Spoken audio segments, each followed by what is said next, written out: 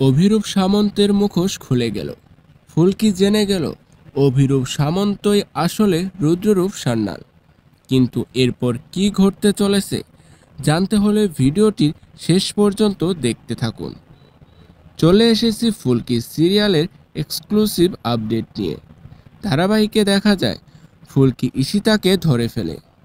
ঈশিতাকে চাপ দিলে সে সব সত্যি স্বীকার করে নেয়। সে জানিয়ে দেয় অভিরূপ সামন্তই আসলে রুদ্ররূপ সান্যাল। এমনকি রোহিত অভিরূপের আসল পরিচয় জেনে গিয়েছিল, আর সেই কারণেই রোহিতকে গুলি করে হত্যা করে রুদ্র। কিন্তু প্রশ্ন হলো, এখন রুদ্র কোথায়? ফুলকি জানতে চাইলে ঈশিতা সেই উত্তর দিতে পারে না। তখন ফুলকি বলে, রুদ্রদা যেখানেই থাকুক না কেন, এবার এই মহাযুদ্ধে সত্যের জয় হবেই।